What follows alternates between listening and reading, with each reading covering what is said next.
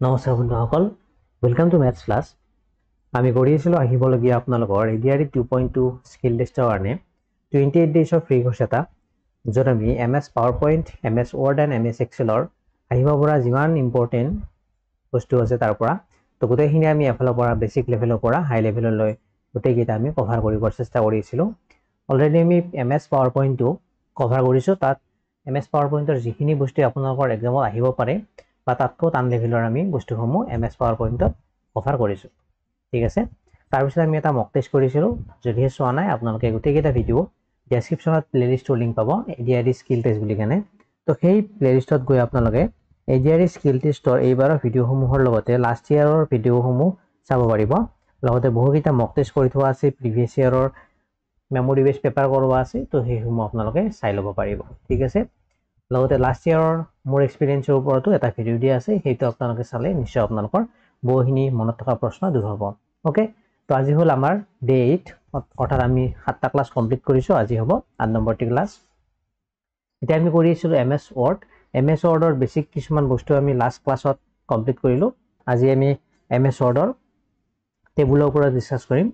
তো টেবুলসমূহ MS Wordত যিখন table আমি পাৱাৰপইণ্টৰ টেবুলৰ লগত প্ৰায় চিমিলাৰে হয়, তথাপিও আমি যেহেতু MS Wordত এইটো টপিক আছে, তো সেইকাৰণে আমি এইখিনি আমি এবাৰ কভাৰ কৰিবলৈ চেষ্টা কৰিছোঁ।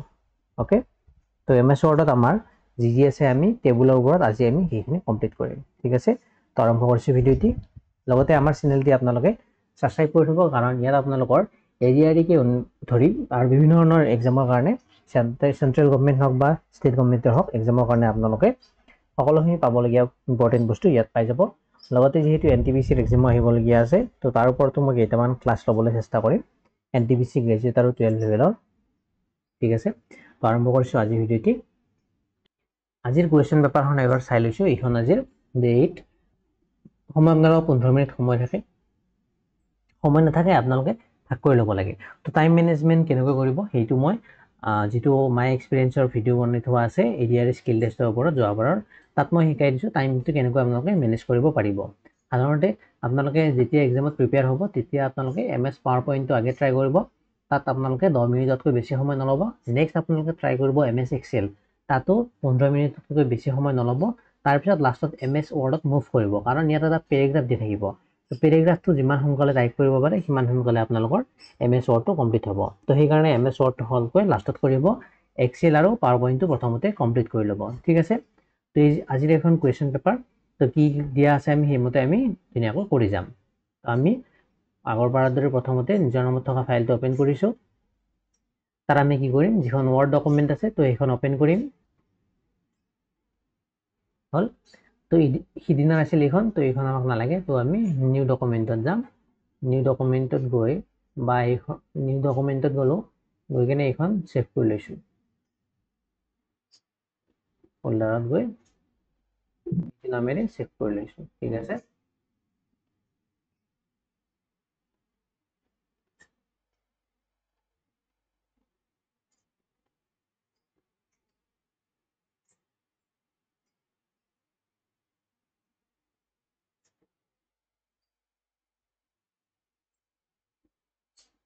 হ'ল। তো আকৌ এবাৰ মই দেখাই দিছোঁ, এইটো অপেন কৰিলোঁ, নিউ ডকুমেণ্ট এটা অপেন হৈছে। ঠিক আছে, এতিয়া আমাক কি দিয়া আছে কুৱেশ্যনত, ফাইল নেমটো আমি আগৰ দৰে ছেভ কৰিলে হ'ল যেনেকৈ লাগে। টাস্কটোত আমাক দি আছে ক্ৰিয়েট দিছ হেডিং। তো এইটো আমাৰ টেবুল এখন যিহেতু আমাক দিয়া থাকিব ইয়াত, তো টেবুলখনৰ হেডিং দেখিব আছে এইটো মাই উইকলি ষ্টাডি শিডিউল। তো বেলেগ একো দিয়া নাই, আজি অনলি টেবুল দিয়া আছে মাই উইকলি ষ্টাডি শিডিউল। মাই উইকলি ষ্টাডি শিডিউল হ'ল। তাৰপিছত এইখিনি দিয়া আছে। তাৰপিছত এই হেডিংটোৰ কাৰণে আমাক ফৰ্মেটিং কিছুমান দিয়া আছে, সেইমতে আমি ফৰ্মেটিং কৰিম। ফন্ট দিয়া আছে এৰিয়েল ব্লেক, তো মই ফন্টটো কি চিলেক্ট কৰিম, এৰিয়েল ব্লেক। নেক্সট মোক দিয়া আছে সাইজ দিয়া আছে 16 পইণ্ট, তো এইটো মই সাইজ ল'ম কিমান, 16 পইণ্ট। ঠিক আছে, নেক্সট আমাক দিয়া আছে কালাৰ ডাৰ্ক গ্ৰীণ, তো মই ইয়াত কালাৰটো কি ল'ম, ডাৰ্ক গ্ৰীণ। এইটো গ্ৰীণহে হয়, ডাৰ্ক গ্ৰীণ এইটো হ'ব।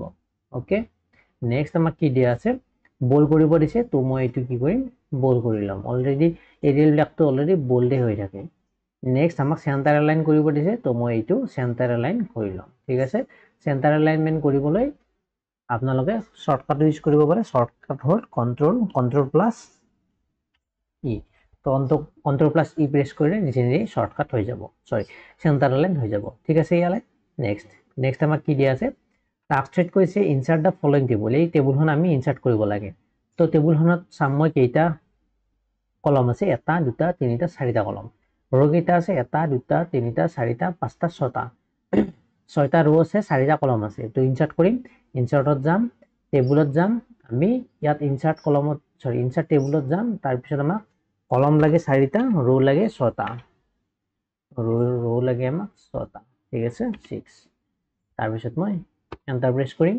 সৰি ইয়াত লাইভ হৈছে এইবাৰ কৰিব ইনসাৰ্টত যাব ইনসাৰ্ট টেবুল ইয়াত যাব চাৰিটা আৰু আমাক ৰ লাগে ছয়টা তো এইটো 6 ওকে হল টেবুলখন ইনসার্ট হল নেক্সট আমাক কি দিয়া আছে আমি যিখিনি দিয়া আছে টেবুলত ডিটেইলছ এইখিনি আমি ফিল কৰিম আমাক হেডিংত দিয়া আছে day subject time slot and notes day subject time slot and notes type কৰিম ডে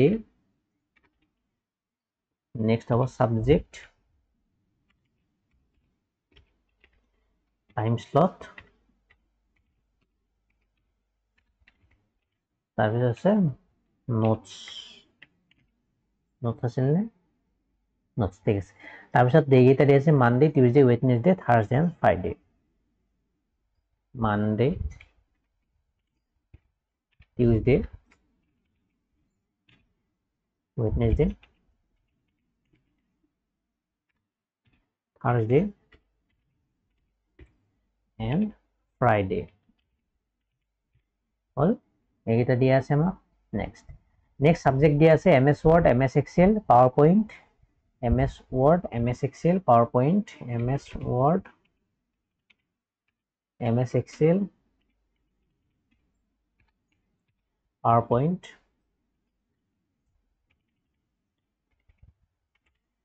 next কি কৈছে English and GK and current English GK and current English তাহলে হবে GK and current you know nine all ইয়ালে next ইয়াত formatting হিনি যেনেকৈ আছে যেনেকৈ থাকিব দিম পিছত ফরম্যাটিং সেকেন্ড আমি হেবোৰ কাৰেকশন কৰি দম এটা জাস্ট আমি ডিটেইলছ নি ফিল কৰি লৈছো টাইম স্লটত আমাক দিয়া আছে 9 ৰ পৰা 10 am যেনেকৈ দিয়া আছে একদম সেম এক্স্যাক্টলি তেনেকৈ এক্সামত কৰিব 9 ৰ পৰা 10 am তাৰ পিছত 9 টাৰ পৰা 10 টা আকৌ 9 টাৰ পৰা 10 টা আকৌ 9 টাৰ পৰা 10 টা আকৌ 9 টাৰ পৰা 10 টা তো টাইম হিনি মই এবাৰ লিখি কেনে বাকি সমূহ কপি পেস্ট কৰিব পাৰিম 9 টাৰ পৰা 900-10:00 am এনেকুৱাকৈ আছে 900-ডেছৰ দুফালে এটা কি আছে স্পেস এটা আছে দুফালে তো ডেছৰ দুফালে মই এটা স্পেস দিম স্পেস 10 am হল বাকিখিনি তো সেম আছে তো এইখিনি মই কপি কৰি মই গোটেই কেইটাতে পেস্ট কৰি যাম হল তলতটো পেস্ট তলত ঠিক আছে নোটছত কি দিয়া আছে আমাৰ এতিয়া প্ৰ্যাকটিসিং টেবলস প্ৰথমটোত কৈছে প্ৰ্যাকটিসিং টেবলস তো ইয়াত টাইপ কৰিম প্ৰ্যাকটিসিং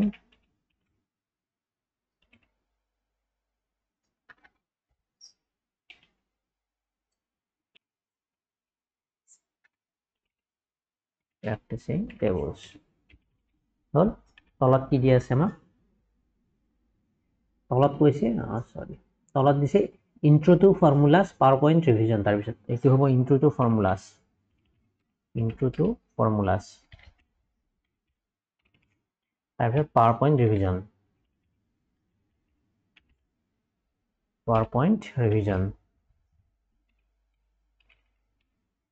হল নেক্সট কি কৈছে typing practice and weekly revision এটা হ'ব typing practice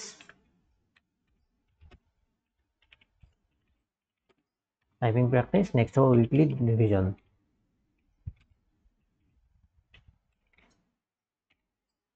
hol weekly revision to revision r2 capital sorry এইবিলাক পুতে সমূহ আমাৰ সৰু হাতৰ আছে তো এইখিনি মই চেঞ্জ কৰিব লাগিব এই টেবুলত টি টো সৰু হাতৰ দিব লাগিব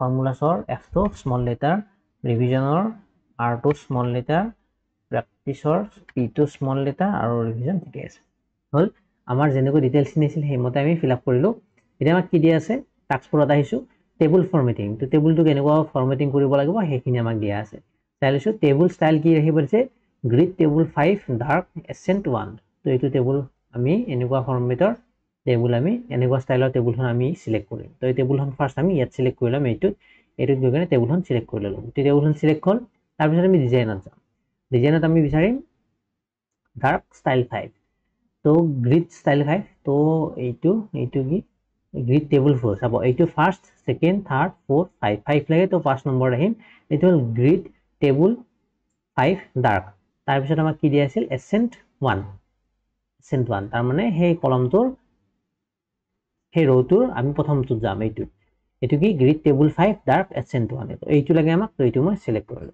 হলিয়ালে নেক্সট কি দিছে centre align the whole table তো গোটেই টেবুলটো আমি কি কৰিব লাগে সেন্টাৰ এলাইনমেন্ট কৰিব লাগে হোমত যাম প্ৰথমে টেবুলখন ইয়াত সিলেক্ট কৰি লম তো সেন্টাৰ এলাইন কৰিব লাগে হোমত গলো তাৰপিছত ডিজাইনত গলো ডিজাইন নহয় লেআউটত গলো লেআউটত গৈ এটি সেন্টাৰ এলাইনমেন্ট তো গোটেই টেবুলখন এলাইন সেন্টাৰ কৰিব লাগে সেন্টাৰ এলাইনমেন্টত ইয়াত নটা বস্তু দেখা হ'ব এইটো হ'ল আমাৰ এলাইন টু টপ লেফট তো গোটেই চাই ল'ব পাৰে আমাক সেন্টাৰ এলাইনমেন্ট লাগে তো ইয়াত মই ক্লিক কৰিছো গোটেই টেবুলখন সেন্টাৰ এলাইনমেন্ট লাগে তো ইয়াত মই ক্লিক কৰিছো ঠিক আছে হল এটা আমাক কি কৈছে next apply this customization make header ৰ ডে সাবজেক্ট এটসেট্ৰা বোল্ড তো আমাক এইখিনি বোল্ড ৰাখিব দিছে এইখিনি আমাক বোল্ড ৰাখিব দিছে অলৰেডি বোল্ড হৈ আছে ইটালিক নালাগে হল নেক্সট আমাক কি কৈছে আকৌ মেক টাইম স্লট কলম সেন্টাৰ এলাইন টাইম স্লটৰ কলমটো সেন্টাৰ এলাইনমেন্ট কৰিব দিছে এইটো অলৰেডি সেন্টাৰ এলাইন হৈ আছে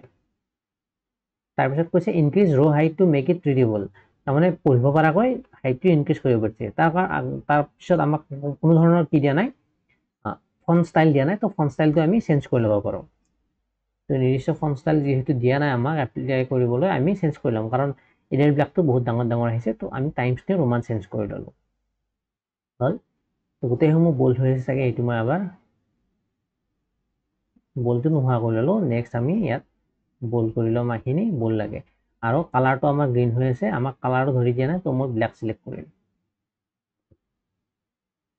ঠিক আছে ইয়াতে নেক্সট আমাক কি কৰিব দিছিল ইনক্ৰিজ ৰ হাইট টু মেক ইট ৰিডেবল মানে পঢ়িব পৰাকৈ হে কৰিব দিছিল তো এইখিনি আমি অলপমান এডজাষ্ট কৰিব পাৰোঁ এডজাষ্ট মানে ৰ হাইটটো মিলাব পাৰোঁ চাব ইয়াত ৰ হাইটটো কম আছে ইয়াত যিমান আছে ইয়াতো সিমান আছে কিন্তু থাৰ্জেট কম আছে তো এইখিনি আমি এডজাষ্ট কৰিব পাৰোঁ ৰ হাইট আমি এডজাষ্ট কৰিবলৈ আমি যাম ডিজাইনত নহয় বোৰ্ড লেআউটত যাম লেআউটত গ'লে এইটো পাম হাইট আৰু উইথ তো ৰৰ হাইট আৰু উইথটো আমি ইয়াৰ পৰা চেঞ্জ কৰিব পাৰিম তাৰ কাৰণে মই এই গোটেই টেবুলখনৰ যেটো ফন্ট সাইজ আছে সেইটো মই অলপ নালাগে 16 থাকিব তো লেআউটত গৈ কিনে মই হাইটটো হাইট মানে কোনটো এইটো ওপৰটো হাইট আৰু উইথ মানে বহলটো তো এইটো মই হাইটটো অলপ চেঞ্জ কৰিব লাগিব গোটেই কেইটা ৰৰ কাৰণে হাইটটো মই কৰি ললো লেটস সে 1 কৰি লম 1 সেন্টিমিটাৰ হল আৰু উইথটো মই অলপমান মিলাই ল'ব পাৰো কাৰণ ইয়াত এই দুটা লাইন হৈ গৈছে ইয়াত দুটা লাইন হৈ গৈছে এটা লাইন হোৱাকে মই এইটো মিলাই লৈছো উইথটো ইয়াত মই অলপমান বঢ়াই দিম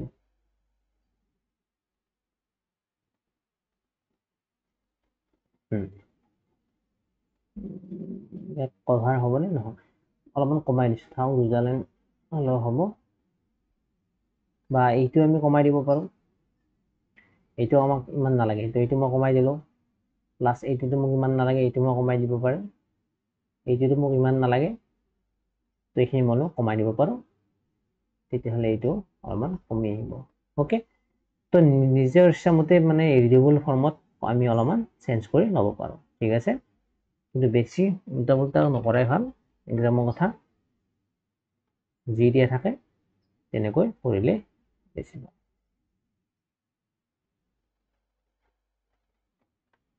হল অলপমান ঠিক আছে এটা আমাক কি দি আছে নেক্সট টাস্ক 4 কমপ্লিট হ'ল টাস্ক 5 ত আহিছো add borders if style does not show all মানে ষ্টাইলত যদি গোটেইসমূহ বৰ্ডাৰ এড হোৱা নাই, ইয়াত আমি চাইছোঁ বৰ্ডাৰ আমাৰ অহা নাই।